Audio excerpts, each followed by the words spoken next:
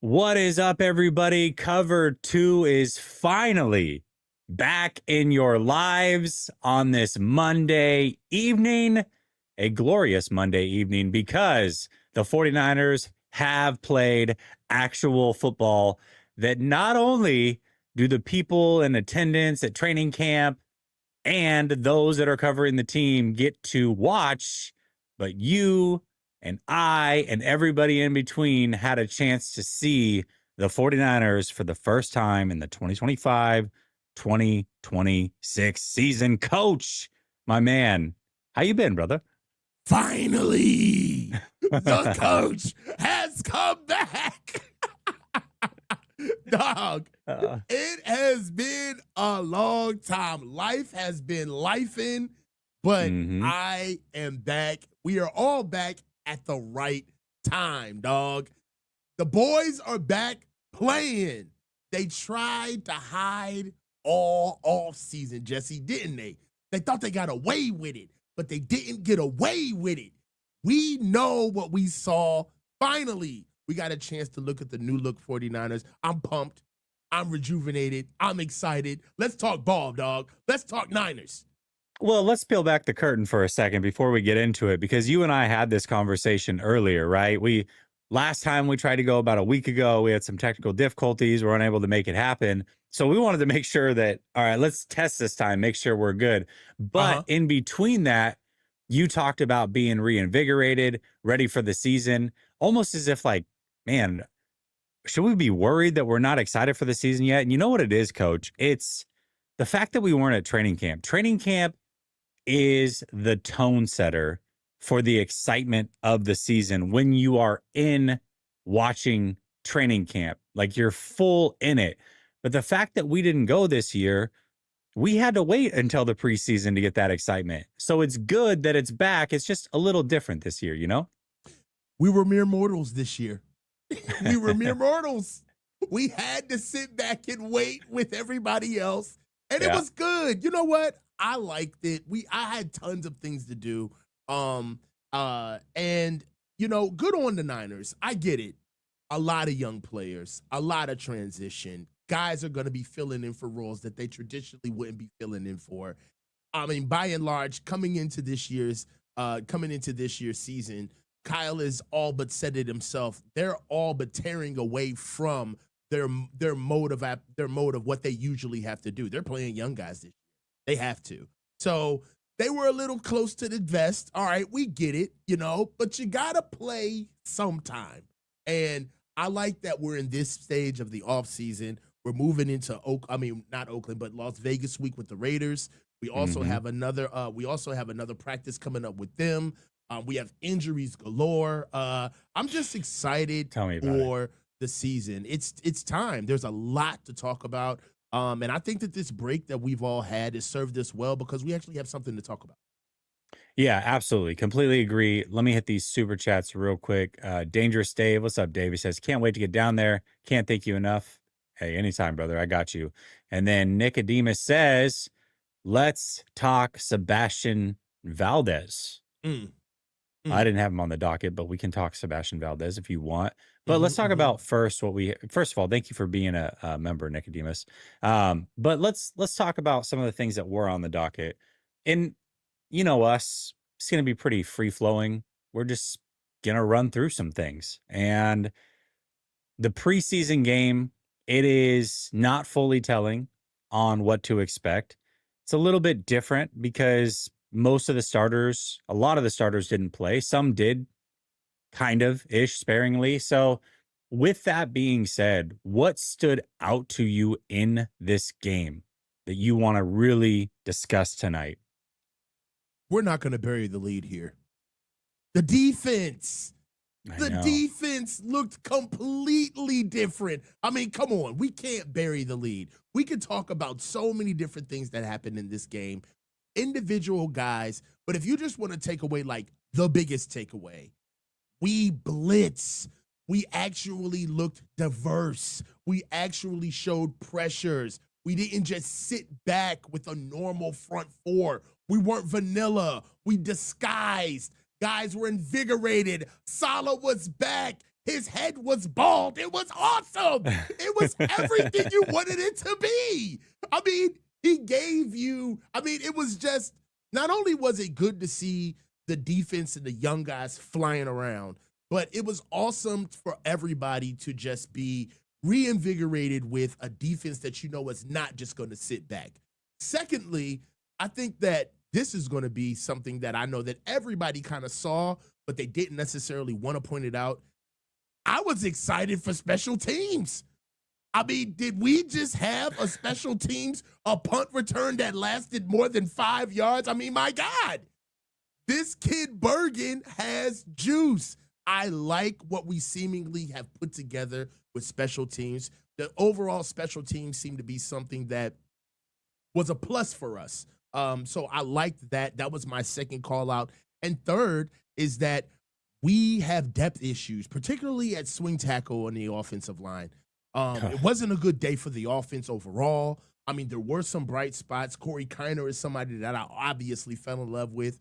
I liked the day that he was having.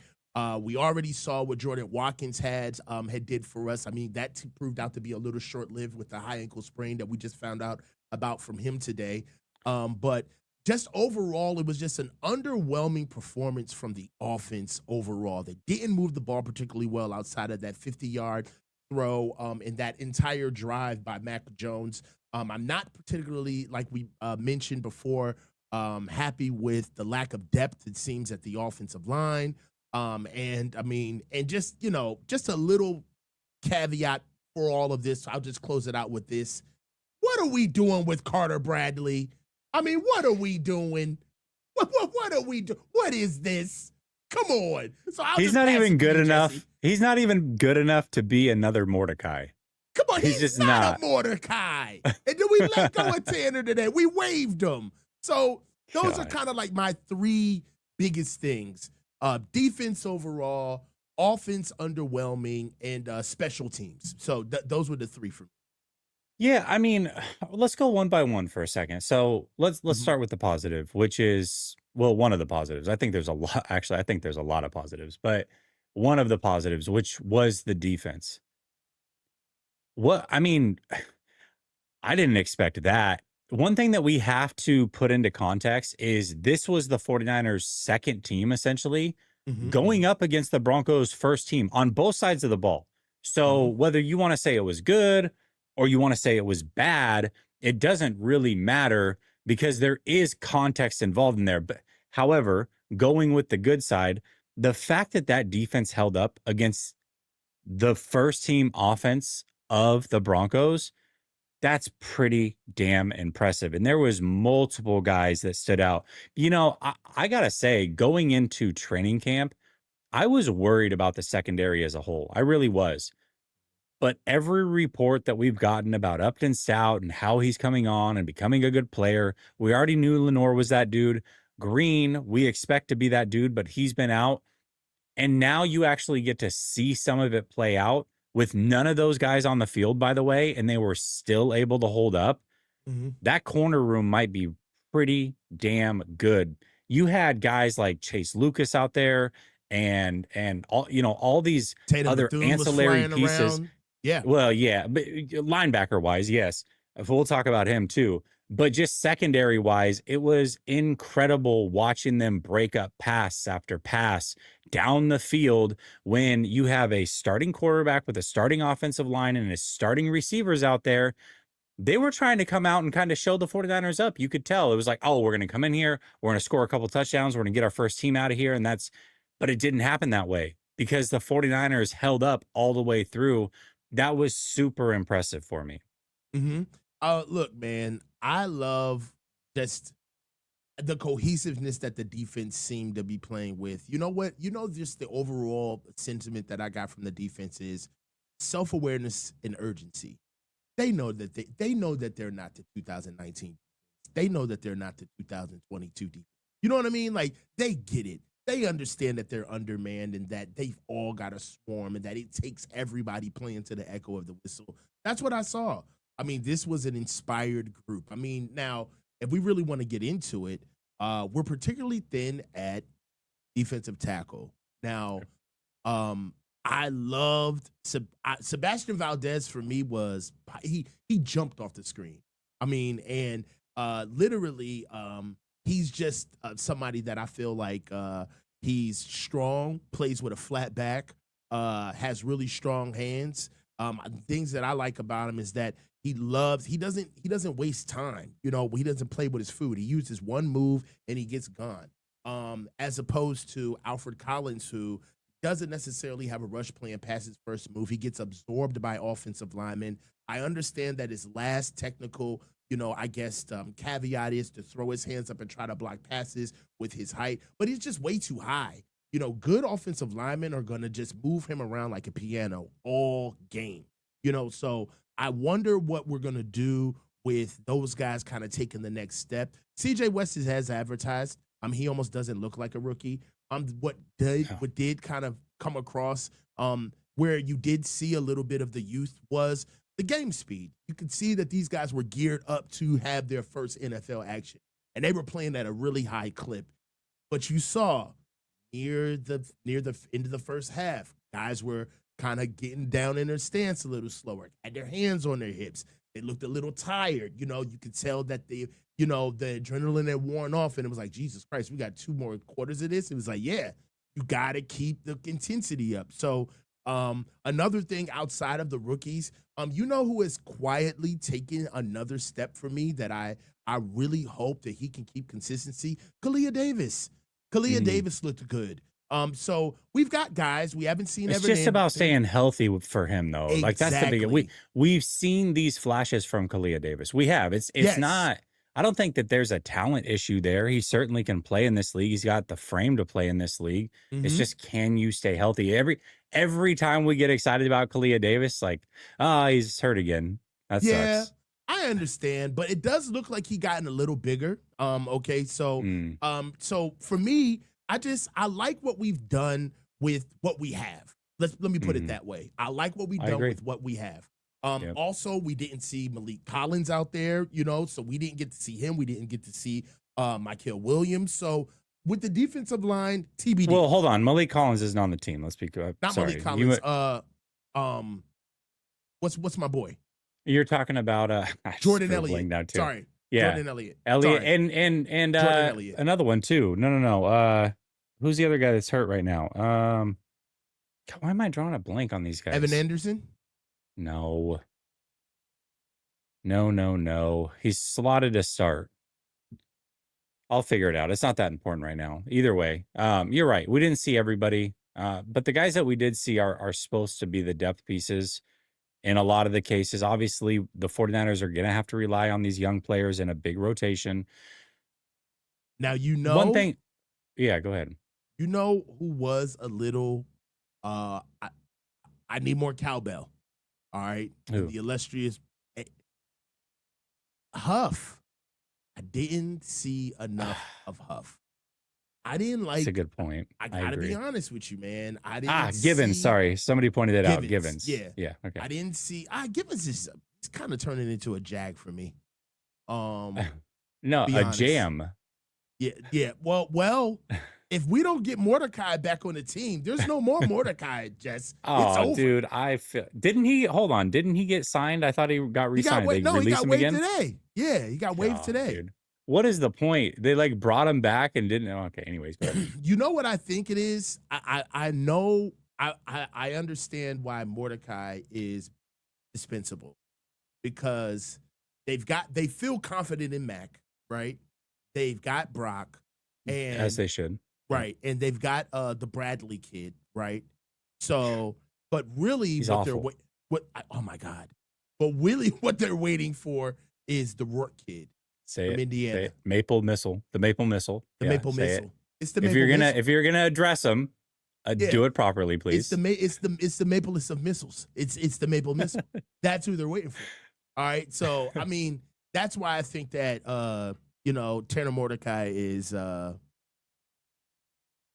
He's expendable. I hate to say it. I agree. He's just not a good player. I mean, he's just not, bro. He was great for the the just another Mordecai thing, and that's why I want him around. It's selfish reasons, but it's not like he's a good player. Right. Now, I have a question for you, though. Okay. Chase Lucas played out of his freaking gourd yesterday. Did he not? So good. So My good. God. Right? Yeah. But let me ask you this. Chase Lucas is no spring chicken. He's like 28, 29 years old. No. He's only 26. He's only 26? All All yeah. right. He was drafted in the 7th round by the 49ers in 2022, I think. Then I'm pretty sure this is his journey. He didn't make the team. He was on the Lions in 2022, Detroit. 2023. Yep. Then he was on the practice squad last year for the 49ers. And again, he's trying to make the team with the 49ers. But dude, that is kid this our balled. fourth? We've got a huge conundrum at the third corner spot. Who's going to be that guy? All right. Look, okay. Theoretically, specifically yes. outside corner, right? You mean third outside corner? Yes, third.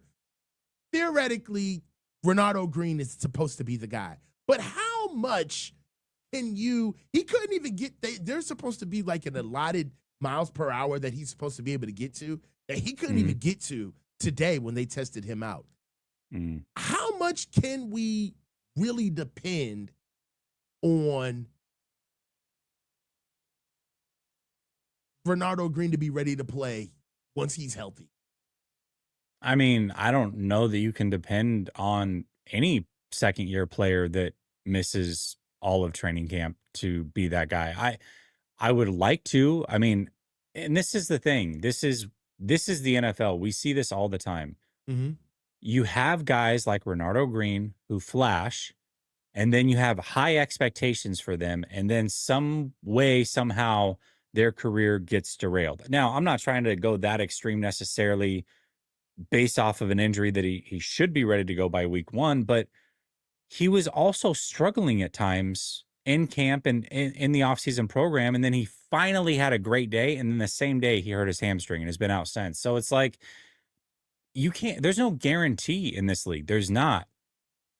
Lucas, though, has given me a lot of confidence. I mean, one thing I can say is when a player like Lucas kind of breaks out the way that he seemingly did in this game, and we'll see if it holds up. A guy that bounces around the league and kind of had to fight for every single roster spot that he got, there's something extra that they get and that they have that a lot of first round guys just don't. They're never forced to earn and chase. And so for him, he's had to do that. And so if he is given the opportunity, let's say Renardo Green is out for a few weeks this year, and Lucas makes this team, I will guarantee you he will play extremely well and make it really hard for the 49ers to just hand a job back to Renardo Green, who, quite frankly, wouldn't have necessarily earned it, but roster politics says he was a high pick, he should get it. I don't know that he would get that position back if that opportunity came for Lucas. Dude, one thing that I noticed before camp started, before we went 0 dark 30, is that the Niners had like 10 to 12 corners starting into camp, right? And honestly, if you ask me, I still don't have trust in any of them outside of Deommodore Lenoir and now Upton Stout. Renardo Green is somebody who's got to get his act together, but a guy in Trey Brown, Jacob Robinson, who knows? Darrell Luter Jr., I'm tired of believing just to believe. I'm sorry. He just hasn't shown much. Even as a special teams guy, I think that Chase Lucas could be the third corner that we need. He could be that guy. Now, do you think that he's an outside guy or is he more of an inside guy? I think he's an outside guy. All right. He plays with so much swag, bro. I don't know. This year is going to be so interesting because everybody has to chip in.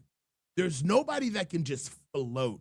Didn't you get the impression that when we were really good, sometimes people used to make like comments or interview or kind of have the gravitas of like, I'm a guy, now I really know how to move. Like, you know what? This is the deal. This is the deal. remember when Jair Brown when Jair Brown got on the field and then he played, I think his first game was against Tampa. Then he played, he had I a was really there. It was on. yeah, It was like the week of Thanksgiving. Yeah, I was there. and then he had like this really good game against he had a really good Super Bowl game, right? Kind of played out of his mind. Then remember when we started camp last year and how he was talking like, yeah, things get different when you've actually been to the show, like when you've kind of like been to this level, and Yeah. the game is much slower for me now, and I'm ready. And it's just like, even then, you felt like, dude, this is borrowed legacy, dude. You got on like your Niner muscles right now. And I feel like there's a lot of guys on this team who have kind of rode off of the past success of the team and the organization. And this year, you're gonna get called out, buddy. Like if you're not actually chipping in and actually pushing for wins, I think it's gonna be very noticeable. Coaching all the way down. Everybody's got to chip in. Yeah. Well, and you bring up Jair Brown, and the scenario you laid out is exactly what I'm worried about with Renardo Green. Like, did anybody think that we would be here with him at this moment? I mean, the rookie season he had, to your point, how well he played immediately, played in the Super Bowl. And then you remember camp, he was first guy out. He was beating Huff out there. That was like the big thing. He's like, Mhm. oh, every day, who's going to be out there first? Is it Yeah. going to be Huff or is it going to, And so now we're here with Jair Brown. It's like, I don't know that he's a starter in this league all of a sudden. Nah, I don't think he's You I don't know? think he's a starter on this team right now. And I because know. of that, we need to bring up Marquise Siegel, man. This little dude is balling. He's What do you good. think about Siegel, man? He's good. Playing outside of his frame, has a lot of speed, comes down into the box, is a willing contributor in the run, takes good angles. I just hope that he stays healthy because he isn't the biggest player, but I really No. like Marquise Siegel. Like for me, I know that safety, we talked about this through text. Safety and secondary, right? I would say secondary and receivers, pretty much our weakest groups right now. Would that be Yeah. an agreement? Okay. Um, yeah, well, okay. I think Maybe running safety back? specifically, well, with injury and stuff, but Yeah. specifically safety. Yes. Mm-hmm. So right now, for me, I'm not talking about like the best of the best, but the best for us. I wouldn't be mad week one, Pinnock and Siegel, man. I wouldn't be mad at that either. I really I would I mean, it's not ideal, right? It's not but here's the thing. Mm-hmm. If you're going to be weak in one area of the defense, give me safety. It, like I don't want to be weak on defensive line. I linebacker, I guess, between safety and linebacker, but with two high safeties being the norm in the league right now, I have zero issue being quote unquote weak there if I'm strong at corner, if I've got a strong pass rush, because that pass rush can get home, that can save your bacon. The corners can cover longer if they're good players.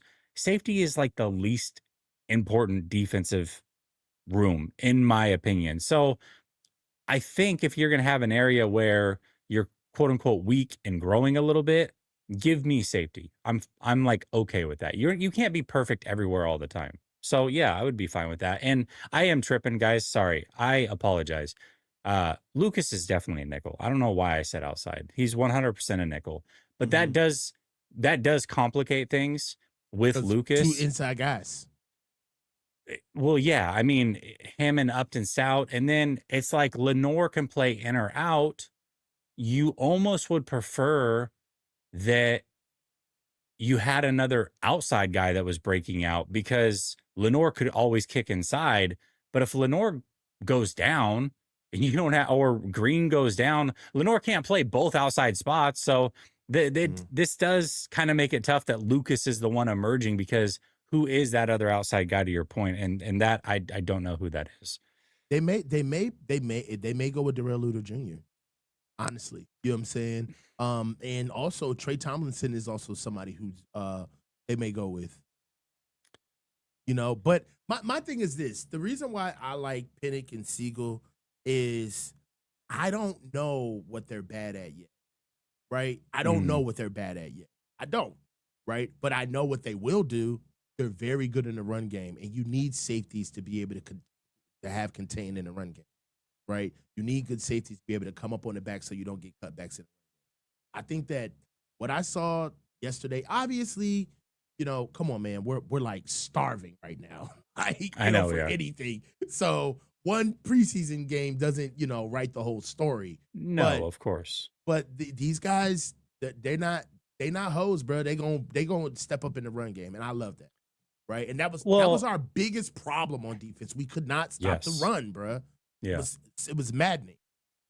No, it was, and that is one thing I wanted to point out tonight, and I'm glad that you just kind of jolted my memory, is at the very least, there is something to be said for this.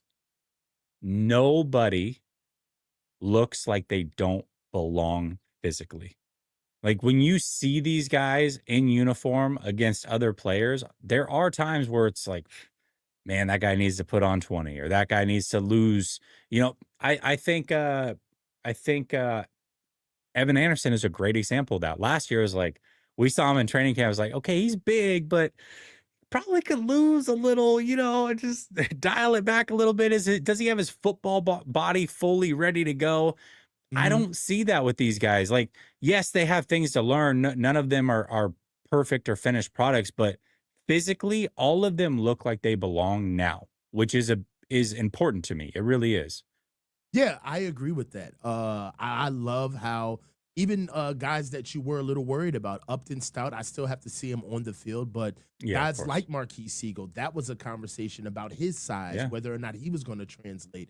You saw guys that actually stepped their body up. I talked to you about, even though he already looked the part, he was already a veteran, but I got to say it again. Patrick Taylor Jr. got muscles on top of, but like, good Lord, Patrick Taylor Jr. looks good.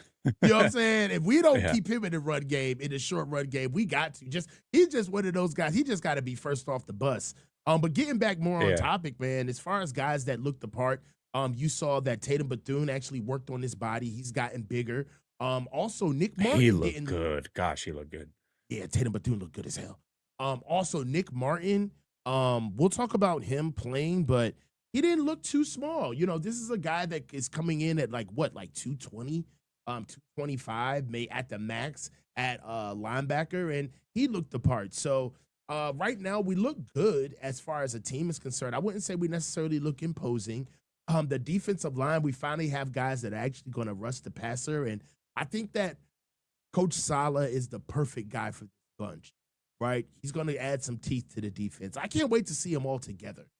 I can't wait to see it. No, no, me neither. And one thing I will say is, like, of course, you can look at the box score, Mhm. but I feel like everybody flashed for at least a play. Yeah, Right? At least a play. You got something where it's like, "Ooh, okay, we got something here."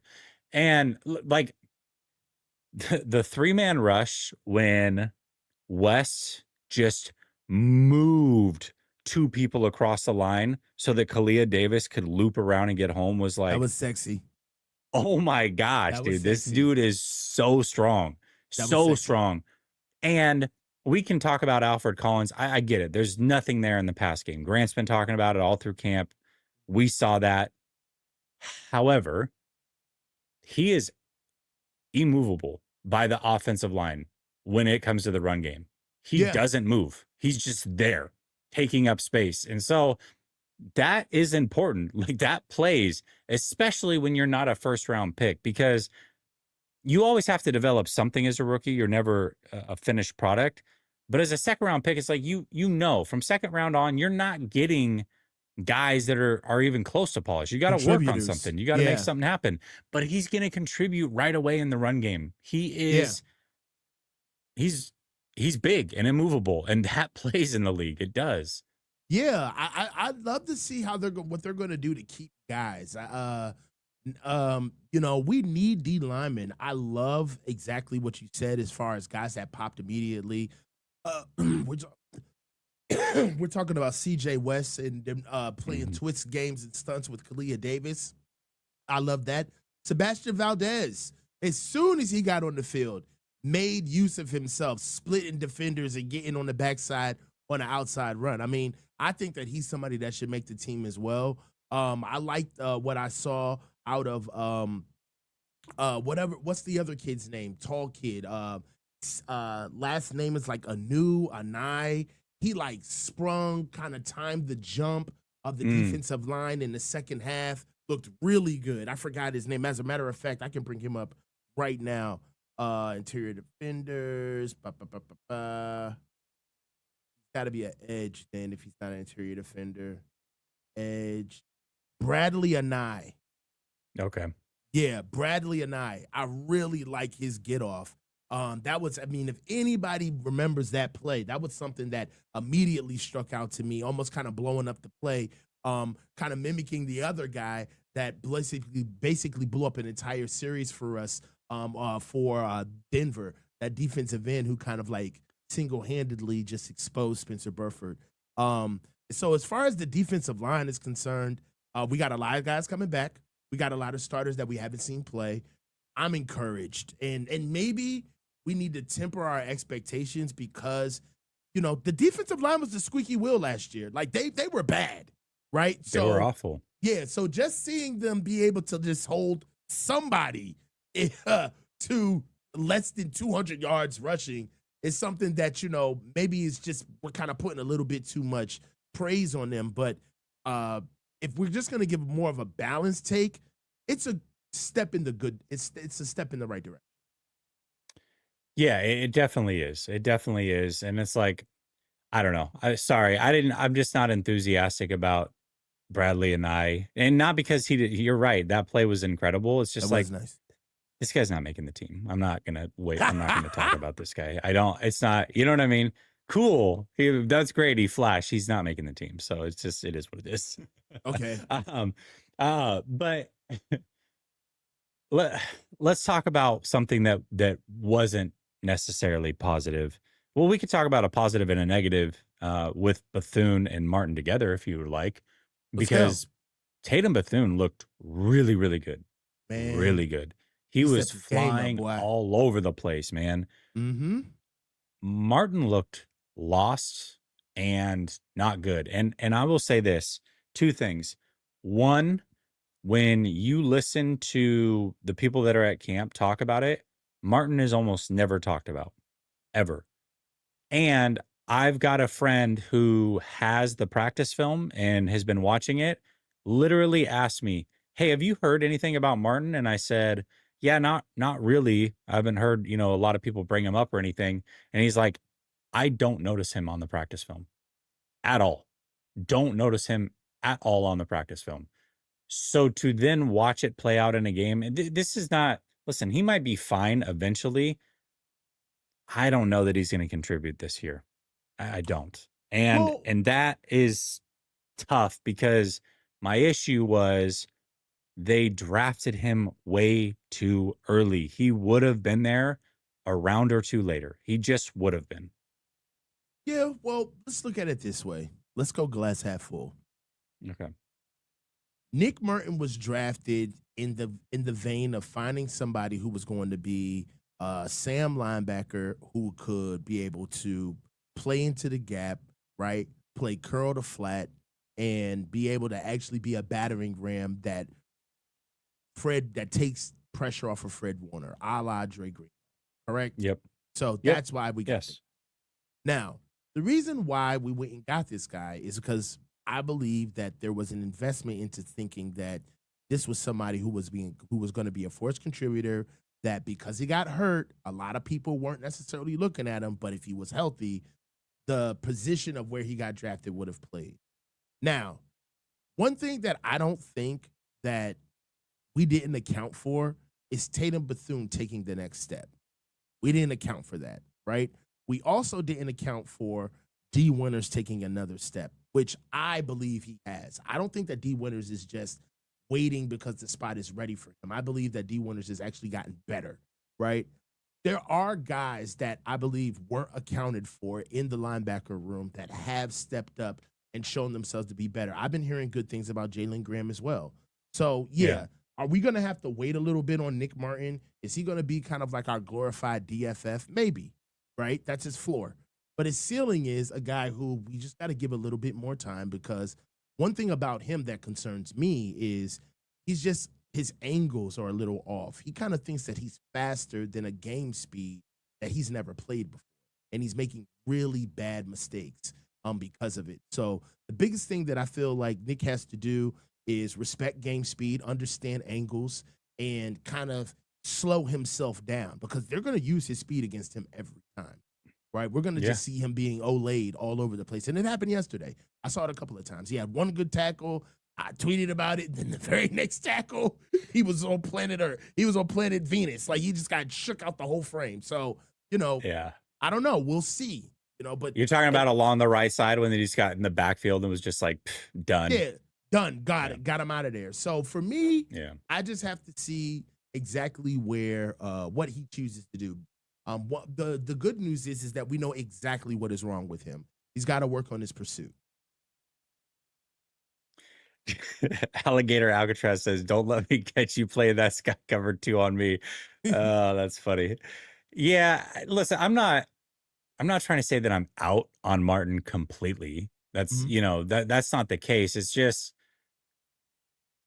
it's confirmation bias for, I guess, what I thought on draft night, which was, like the player, it's going to take him some time. Could have had him a round or two later. That's it. Yeah. And so that, that's what I thought on draft night, seeing it in one preseason game, not hearing about him, knowing that somebody that I talk to regularly has the practice film and says he doesn't even see him show up. Mm-hmm. It's kind of confirmation bias, probably. And I appreciate you for not doing this. You easily could, just so you know. We had it out on the Alfred Collins thing, night 2 of the draft. You could easily say, yeah, see, Jesse, this is what I was talking about. You're taking the high road, which is maybe what I should do with Martin, but I couldn't help myself. Yeah. I've grown. What I said about Alfred Collins is exactly why I was concerned about picking him up. And we see it now, right? Yep. With Nick Martin, everything that we saw in the draft, the things that we paid attention to, we're getting a little bit of confirmation on that. It's not that we're glad to see it happen, but these are the things that we were concerned about. Now, one thing that I will say is that if we were at camp and were able to see this stuff, now that I saw them play once, I can see why they didn't want people at camp. It's clear why they didn't want people at camp. Yeah. Because this is a young team. These guys are paying attention to what is being said, and they're not ready. They're not polished. That's another overall sentiment that I got, especially from the offense. They are rusty. They're not polished, right? And we didn't run the ball particularly well. We didn't block as well as we did. We weren't horrible blocking, but we weren't succinct, especially with pass pro, with our swing tackles with Spencer Burford. But you can see that it's going to be a labor of love. This year is not going to be smooth. We're going to have to really work hard this year for every win. I feel like a lot of times this season, we're going to find ourselves like in the fourth quarter, like in striking distance to win, but still kind of looking at ourselves like, are we struggling with the Falcons right now? It's like, yes, we have to win the game. We are. Yes, we are. And that's kind of the point. That's the theme of the season. And I think one thing that we did learn in this is that the 49ers are going to be in a lot of close games. It's going to be a rocking season, dude. I think that is going to be the best thing long-term for this team. I never had expectations that they were a Super Bowl winning team this year or a Super Bowl competing team. I do have expectations that they make the playoffs. Absolutely. One and done. Anything above that would be great. However, the 49ers have front run for so long, they don't know how to win these tight games. And it is evidenced by every time it seems like they're in them, it doesn't go their way in a lot of these scenarios. When in games that it should go their way. So yeah, you can point to a game here, the Packers game. What about the Packers game in the playoffs? Like, I get that. But there is a lot of games that have been close that have not gone their way. And there is an art to that. You look at the Kansas City Chiefs and it's like, okay, people nitpicked them to death for the last 2 seasons. The offense isn't scoring enough. They're in these tight games. They're barely squeaking them out. That built the character for that team to be what they were. It got them a Super Bowl. It got them to another one. The 49ers have to build that. Like that is a process that they have to go through, and they have to learn to win close games because a majority of the games are close in the NFL. The 49ers have just been so good for so long that they haven't been in many of those games, but that's going to change. It just is. It's the nature of the league. So this year, by that definition, is going to be one that will either make them in the future with that, or it will break them. And I think it will eventually make them. I think they're going to learn to win these close games. And I think long term, that's the best thing that could happen to them. God gonna keep giving you the same test till you pass until you pass it. Yep. It is what it is, man. It may come in a different form. You may think you got away. You may think you stuffed it under the rug and you can get away with it, but he gonna keep giving you the same test until you pass it. When we were good, we could not learn how to win close games. We didn't know how to close games. When we were at our best, we did not know how to close out games or win close games. Now that we are fighting for basically the regime, right? We're on year, what is this, year 9 or 10? This is year 10? Year 9? 9. Year 9? Right? Yep. Again, we're going to have to learn how to win close games and close them out. It's not going to change. It's going to happen year in and year out until we humble ourselves and understand that we are no better than the process. And in order for us to find our way, we're going to have to find ourselves. We're going to have to use every vestige of this team. We're going to have to use the running back by committee. We're going to have to figure out ways how to air the ball out. We're going to have to be able to give the players a little bit of the offense because we can't be too predictable. We don't have enough talent to be that stubborn and rigid with our process, especially offensively. A lot's going to have to happen for us to make the playoffs this year. We make the playoffs this year, Jesse, that will be so impressive if we make the playoffs this year. That'd be impressive. I'm not going to be impressed by making the playoffs. Man? I'm not going to be impressed by making the playoffs. With that schedule, they better make the playoffs. Bro, you see all these injuries piling up, bro. Once the season rolls out and we start seeing these teams, man, just the way context rolls games out, you can't honestly say, bro, we got SpongeBob and Squidward at receiver right now. Okay, there is nobody at receiver, bro. Like, come on. You of all people wants to hold Kyle Shanahan the most accountable, and rightfully so. I'm not saying you're wrong for that, but you're already giving this man an out for the season, just so you know. What's the out? What's the out? Give me the out. If they don't make the playoffs, what are you going to say? You said it would be impressive if they make the playoffs. So if they don't make the playoffs, it's almost to expectation. So then what? 2 losing seasons in a row, 5 out of 9 seasons. Like, come on, man. No, with this schedule, they have to make the playoffs. Bro, hold on. So you mean to tell me that if we lose Trent Williams, okay, and are still winning games, or we lose, Nick Bosa or Brock Purdy or Christian McCaffrey, and we're still winning games. Let's say we don't get, like, we have so many contingencies that you were just like taking for granted as if they're just gonna happen. Like, oh yeah, Brandon Ayuk is just gonna come back and he's just gonna be ready. So is Malik Mustafa. He's just gonna come back. I don't believe that. I don't believe that. I don't believe that necessarily. I think that Ayuk's gonna take he's going to play, but I don't think he'll look like himself until next year. But again, the problem is that Kyle, the GM, hurts Kyle, the coach sometimes. Okay. All right. So I can agree with that. If Trent Williams goes down, it's like, well, yeah, he's 37 and he gets injured every year. You didn't plan for that in any of the last drafts? But dog, nobody cares about that shit when the season starts, Jesse. I know. That's off-season talk. All we care about is wins and losses. Right. And if you're not winning for 2 years in a row, that's a problem. But if we win during the season and we win in spite of losing things, it's like this is what kills me, man. It's like if we're gonna dog them and critique them, that's fine. That's cool. I'm not mad with that. But you gotta give them a path to redemption. You got to give them a way out. For sure. You can't just dog them for the sake of dogging them. So my thing is that if we're going to talk about, oh, they need all of these guys just to play, just to put together a season, just to be viable, and then they come into the season and they lose the cornerstones, which are their crutches. Trent Williams is an awesome player, but he is also a crutch mentally, all right, and how this team moves, especially with Kyle, right? CMC is awesome. I love CMC, but he's a crutch, right? We don't have an offense outside of him, and we need to have one. So if we find ways to win without these guys, that shows growth for me because I haven't seen it yet. So if we do make the playoffs without these guys, that's impressive. If you just draw syntax to what we've seen in the past versus if they made the playoffs in a completely different manner, you have to give that a little bit more credit, man, because it breaks from the way they've done it before. You got to give them that. I do feel like you're moving the goalpost on me mid-argument here. Okay, how? Because of course, if all those guys go down, I'm not saying there's no path to where you can't give them any immunity.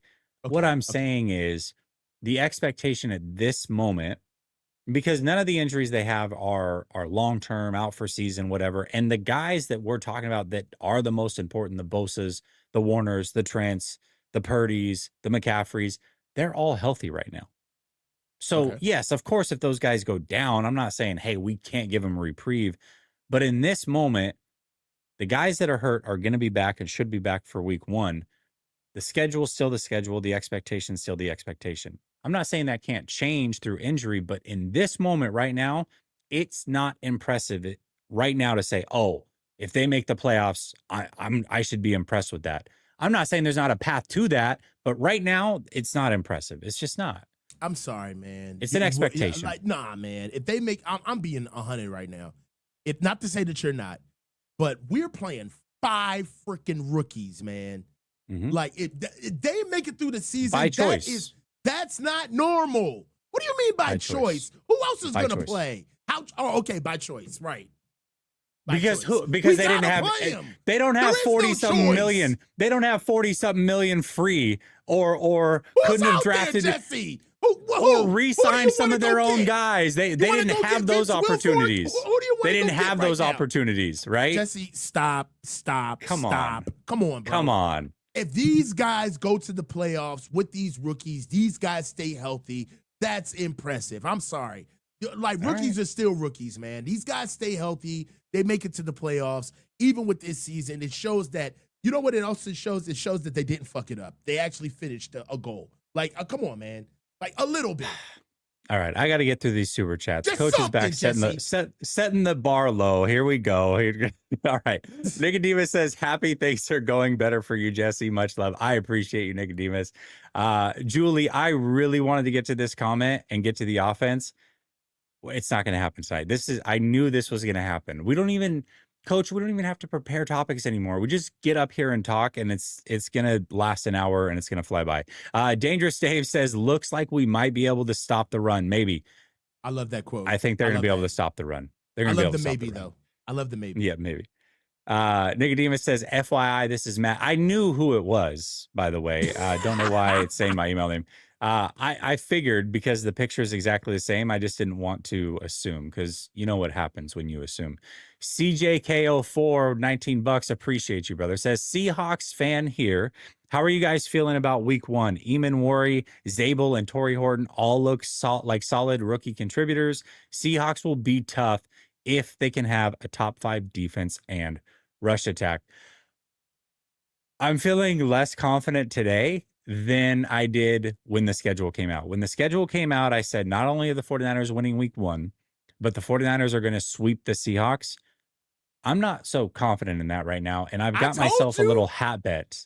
And it's this, but Sam Darnold's still Sam Darnold. I don't care. Okay, yeah. All right. But the Seahawks ain't no slouches, dog. I got you. Yeah, I got you. Matt says Marquise Siegel looks good. He does look really good. We touched on him for sure.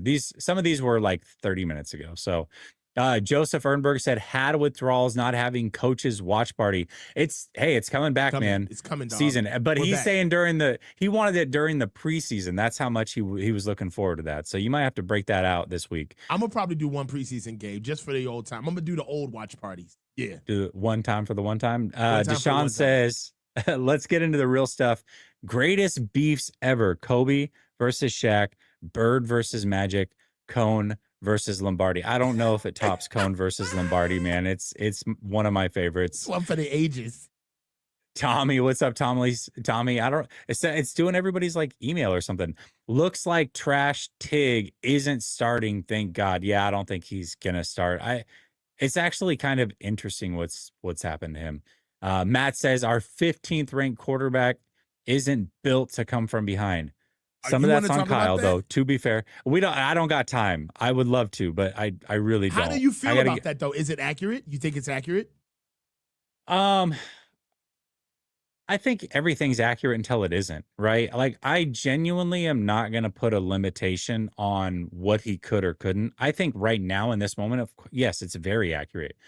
There's very few quarterbacks, the elite of the elite, and this is why I think you shouldn't pay them unless they are truly elite, that can put teams on their backs and come from behind. Even then, it's really hard to do, but Coach Shanahan doesn't do him any favors. It's not like Coach Shanahan had this awesome fourth quarter come from behind record before Purdy, and then Purdy's come in and just like wet the bed. That's not how the story is told. So Aussie says, new member. Appreciate you for becoming a member. Joseph is, they aren't making the playoffs, Jesse. Be for real. My expectation is they make the playoffs. I don't care what anybody says. You're so smug about it, though. Like, why are you I'm so smug about everything, Coach. you are so like, what do you mean about it? Like, when have I ever not had a point that I just stood by, and then when I get pushed, I get smug about it? That's how I operate. You're just so matter-of-factly about it. You're just like, they better make the play. Like you're saying it as if they made it, it would be no celebration. You're taking all the fun out of it. Like, they better make the playoffs. If they don't make the playoffs, I'm a wet blanket with this. Horrible. I get it. All right, okay. Totally understood. All right. I know who I am. All right, I'm not denying that. Frisco just says the schedule suggests Kyle should be able to coach the team to the playoffs. The reality suggests he can't, making things look dicey. What? He can't. Oh, that he can't I got you. Making things look dicey. Yeah, I don't know, man. Yeah, please. I'm so here for when it's clear that Coach Saleh is out coaching Kyle. It's going to happen. That is going to happen, bro. That's and when it happens, finally, I'm calling it out. I'm just putting that out there. It's gonna happen, bro. I know it is. Jason says, great to see one of these live again. I'm so happy that Cover 2's back. I'm here for it. Matt says 10-win season. If not, fire everyone's. Thank you, Matt. Dazza says, Coach, yes, Trent is a crutch, but at this stage, we're going to get GTA 6 before the Niners invest seriously into the O-line. Fair. I like that. Megan comes in. I'm starting to recognize these avatars. I guess there's something up where it's like YouTube is putting emails or something. Great to see you as always, Jesse. Can't wait to see you week 1. Let's go Hawks. Can't wait to see you in Hawks colors when Brandon gives you the hat. See, she was there when I made the hat bet live. I'm pretty worried about it, Megan, if I'm being honest. And then Frank Tom Ocean says, shout out to both of you. Thanks for being badass. Well, we appreciate you. Thank you for contributing the way that you do. Coach, that flew by way too fast, brother. I got to get school started out here. It's crazy. I'm used to West Coast. School doesn't start till September. School started, which means I got to get my kids to bed. So it is what it is. Man, lock them down. We'll resume next Monday. All right, hey, man, bro. We are so freaking back, dog. I'm excited, man. I'm ready. Me too. All right, everybody that contributed, whether through chat, super chat, we appreciate you. Thank you so much for supporting the show. Much love. We'll talk soon. Peace.